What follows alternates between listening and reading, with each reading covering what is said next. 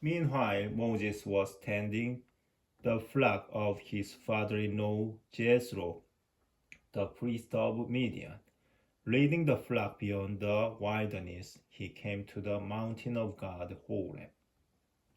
There the angel of the Lord appeared to him as fire flaming out of a bush. When he looked, although the bush was on fire, it was not being consumed. So Moses decided, I must turn aside to look at this remarkable sight. Why does the bush not burn up? When the Lord saw that he had turned aside to look, God called out to him from the bush, Moses, Moses, he answered. Here I am. God said, do not come near. Remove your sandals from your feet, for the place where you stand is holy ground. I am the God of your father, he continued, the God of Abraham, the God of Isaac, and the God of Jacob. Moses hid his face, for he was afraid to look at God. But the Lord said, I have witnessed the affliction of my people in Egypt, and have heard their cry against their taskmasters. So I know what they are suffering.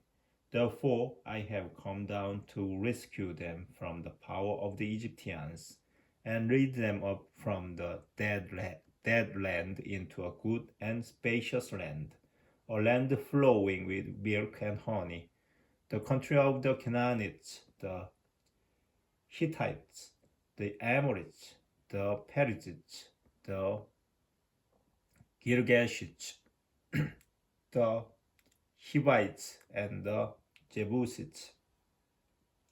Now indeed the outcry of the Israelites has reached me, and I have seen how the Egyptians are oppressing them. Now go, I am sending you to Pharaoh to bring my people, the Israelites, out of Egypt. But Moses said to God, who am I that I should go to Pharaoh and bring the Israelites out of Egypt? God answered, I will be with you, and this will be your sign that I have sent you. When you have brought the people out of Egypt, you will serve God at this mountain. But, said Moses to God, if I go to the Israelites and say to them, the God of your ancestors has sent me to you, and they ask me, what is his name? What do I tell them? God replied to Moses, I am who I am. Then he added, this is what you will tell the Israelites. I am has sent me to you. God spoke further to Moses. This is what you will say to the Israelites.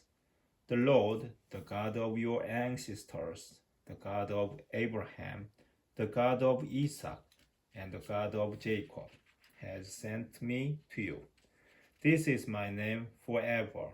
This is my title for all generations.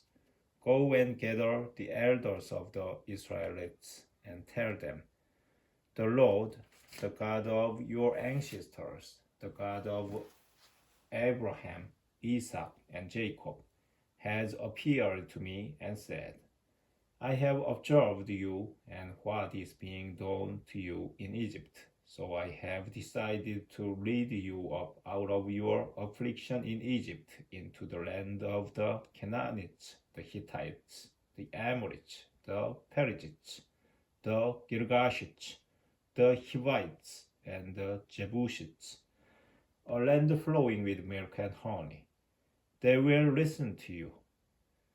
Then you and the elders of Israel will go to the king of Egypt and say to him, the Lord, the God of Hebrews, has come to meet us.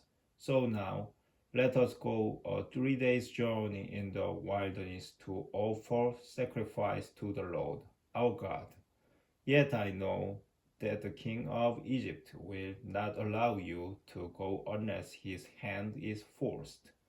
So I will stretch out my hand and strike Egypt with all the